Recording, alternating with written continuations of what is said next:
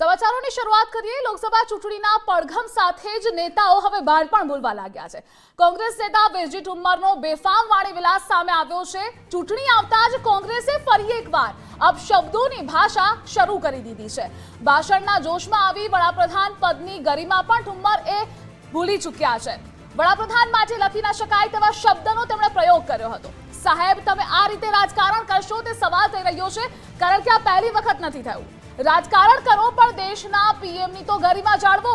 સ્મૃતિ ઈરાની માટે પણ અસભ્ય ભાષાનો તેમણે પ્રયોગ કર્યો છે।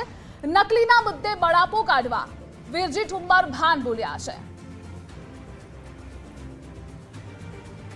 તો એક તરફ લોકસભાની ચૂંટણી નજીક આવી રહી છે અને પહેલા કોંગ્રેસના નેતાઓ કે જે વર્ષોથી કરતા આવ્યા છે, બેફામ વાણી વિલાસ કરી રહ્યા છે, અપશબ્દો બોલી રહ્યા છે અને જે વડાપ્રધાન પદની ગરિમા છે તેઓ પણ કોંગ્રેસના નેતા ભૂલી રહ્યા છે।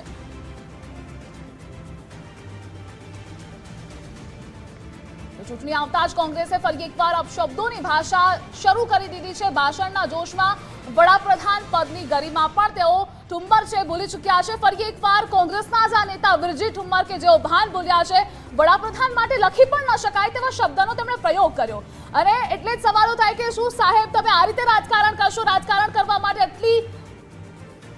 આટલા નિમ્ન કક્ષાની ભાષા વાપરવી કેટલી યોગ્ય કહી શકાય તે પણ સવાલ થઈ રહ્યો છે। રાજકારણ કરો પણ દેશના પીએમની ગરિમા તો જાળવો। સ્મૃતિ ઈરાની માટે પણ તેઓએ અસભ્ય ભાષાનો પ્રયોગ કર્યો છે। જો કે નકલીનો આ મુદ્દો હતો કે જેમાં વિરજી ઠુમ્મર બળાપો કાઢવા માંગતા હતા અને એ જ સમયે વિરજી ઠુમ્મર ભાન ભૂલ્યા છે અને એટલે જ ફરી એકવાર કોંગ્રેસ પર સવાલો ઉભા થયા છે। આ પહેલી વાર નથી, આ પહેલા પણ અનેક વખત વડાપ્રધાનની ગરિમા કોંગ્રેસના નેતાઓ ભૂલી ચૂક્યા છે। વિવાદાસ્પદ નિવેદન તેમણે વડાપ્રધાન પર આપેલા છે અને તેમનો પરિણામ પણ કોંગ્રેસ આજ સુધી ભોગવી રહી છે।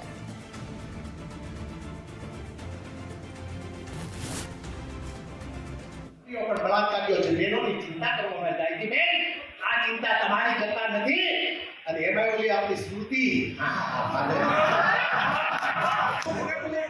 સ્મૃતિબેન, તમે તો અસલી છો કેમ મને શંકા છો?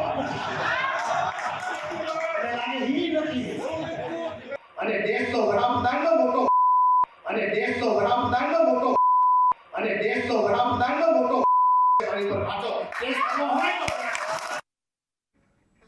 આપણી સાથે ન્યૂઝરૂમથી દીક્ષિત એસોસિએટ એડિટર જોડાઈ ગયા છે। દીક્ષિત, આ પહેલી વાર નથી કે કોંગ્રેસ બેફામ વાણીવિલાસ કરી રહી છે, તેનો પરિણામ પણ કોંગ્રેસ ભોગવી રહી છે।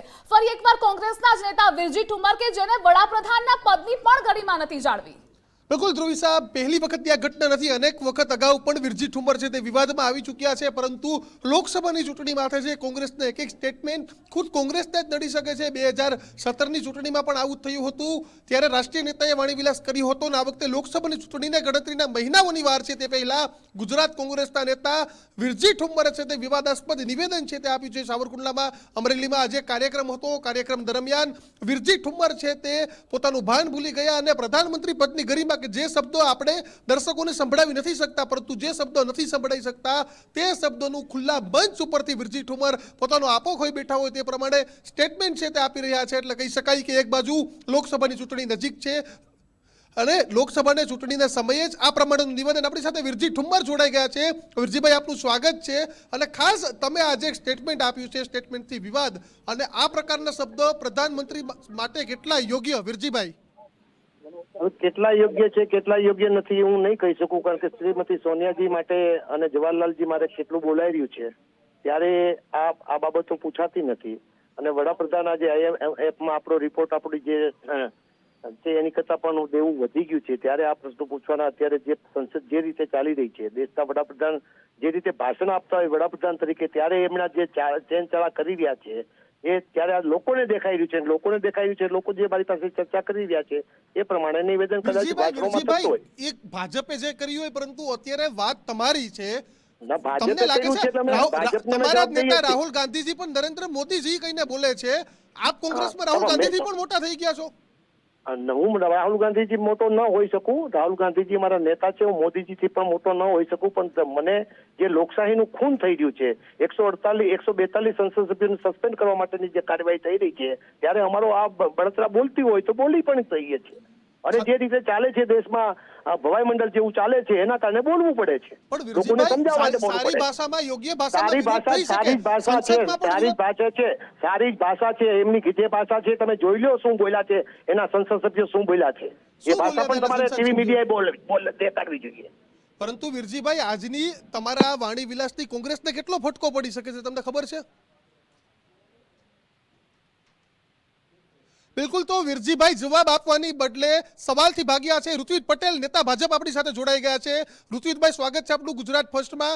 કોંગ્રેસના નેતા વિરજીભાઈ જવાબ આપવાની બદલે ભાગ્યા છે. ઋત્વિજભાઈ, આ નિવેદનને તમે કઈ રીતે જુઓ છો? જો વિરજીભાઈ ચોક્કસપણે ભાગ્યા જ હોય, કેમ કે આ એમના માટે પહેલી ઘટના નથી.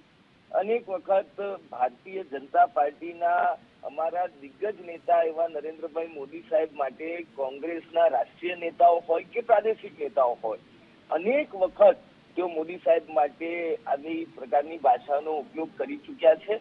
એમને ગાળો આપવાનું કામ આ કોંગ્રેસે કર્યું છે. આ કોંગ્રેસના સંસ્કાર બતાવે છે. આ કોંગ્રેસની જે માનસિકતા છે એ છતી કરે છે. અને જ્યારે પણ કોંગ્રેસીઓએ આ રીતે મોદી સાહેબને માટે બેફામ વાણી વિલાસ કર્યો છે, ત્યારે પ્રજાએ એનો જવાબ આપ્યો છે. એટલે ચોક્કસપણે આ પ્રકારના વાણી વિલાસને પ્રજા હમણાં તો જવાબ આપી જ ચૂકી છે, પરંતુ ફરીથી આવનારા દિવસોમાં જડબાતોડ જવાબ આપશે.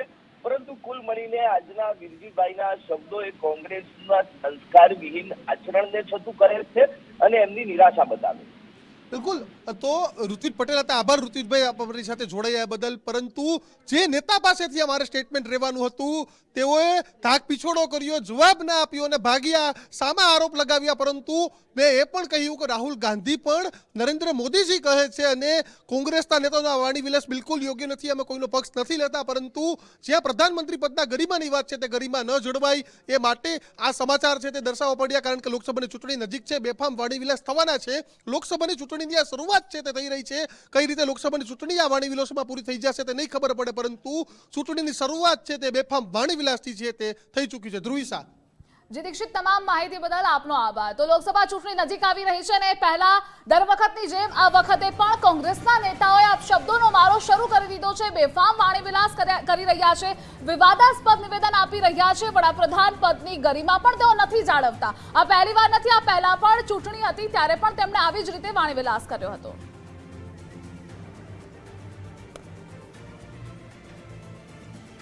તો આપણી સાથે દીક્ષિત પણ જોડાયેલા છે અને પ્રતાપ દુધાત પણ જોડાઈ ગયા છે. જી દીક્ષિત. પ્રતાપભાઈ, સ્વાગત છે આપનું ગુજરાત ફર્સ્ટમાં. પ્રતાપભાઈ, આજે અમરેલીમાં એક સંમેલન હતું, ત્યાં વિરજીભાઈ ફરીથી પોતાની વાણી ઉપર આપો ખોઈ બેઠા અને પ્રધાનમંત્રીની ગરિમા પણ ન જળવાય. કઈ રીતે આ સ્ટેટમેન્ટને તમે જુઓ છો? સ્ટેટમેન્ટની અંદર જે વિરજીભાઈ વાત કરી છે એ વડાપ્રધાનની ગરિમા બાબતે દુઃખદજનક વાત છે.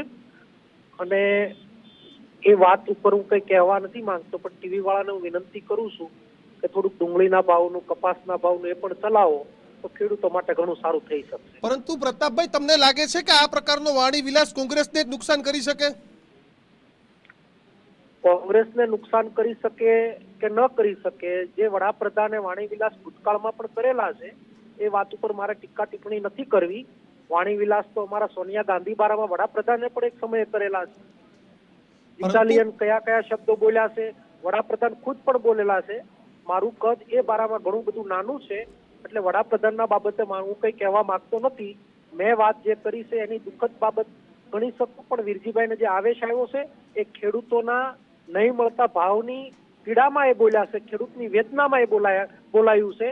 અને એ બોલ્યા છે ખેડૂતોને જે પડતી મુશ્કેલીઓ છે એ બાબતે બોલ્યા છે, ને સાથે એ શબ્દનું વર્ણન થયું છે. બિલકુલ. પ્રતાપભાઈ, તમે ગુજરાત ફર્સ્ટ સાથે જોડાયેલા રહેજો, પરંતુ તે પહેલા તમે પાલ આંબલિયા, તમારા કોંગ્રેસના નેતાઓને પૂછી લેજો કે ગુજરાત ફર્સ્ટે ખેડૂતો મામલે કેવો અવાજ ઉઠાવ્યો છે. તમે જોડાયેલા રહેજો અને વિરજીભાઈ ઠુમરનું સ્ટેટમેન્ટ સાંભળજો કે વિરજીભાઈએ શું કહ્યું હતું. હું કહીશ મારી ટીમને કે વિરજી ઠુમરે શું કહ્યું હતું તે પ્રતાપભાઈને પણ સંભળાવો, તો પ્રતાપભાઈને પણ ખબર પડે કે ચૂંટણી પહેલા કોંગ્રેસને કેટલો ફાયદો થશે કે આ સ્ટેટમેન્ટથી રકાસ નીકળશે. બળાત્કારીઓ છે, બહેનોની ચિંતા કરવામાં જાય છે. બેન, આ ચિંતા તમારી કરતા નથી. અને એમાં ઓલી આપણી સ્મૃતિ, સ્મૃતિબેન, તમે તો હસી છો કેમ ને શંકા છો? અને દેશ તો વડાપ્રધાનનો મોટો અને દેશ તો વડાપ્રધાનનો મોટો અને દેશ તો વડાપ્રધાનનો મોટો મારી પર પાછો દેશ કરવો હોય તો જી દીક્ષિત અને પ્રતાપભાઈ અમારી સાથે જોડાવા બદલ આપનો આભાર. તો લોકસભાની ચૂંટણી નજીક આવી રહી છે. પહેલા ફરી એકવાર કોંગ્રેસના નેતા ભાન બોલ્યા છે. વિરજી ઠુમ્મરનો આ વિડીયો વાયરલ થયો છે જેમાં તે બેફામ વાણી વિલાસ કરી રહ્યા છે.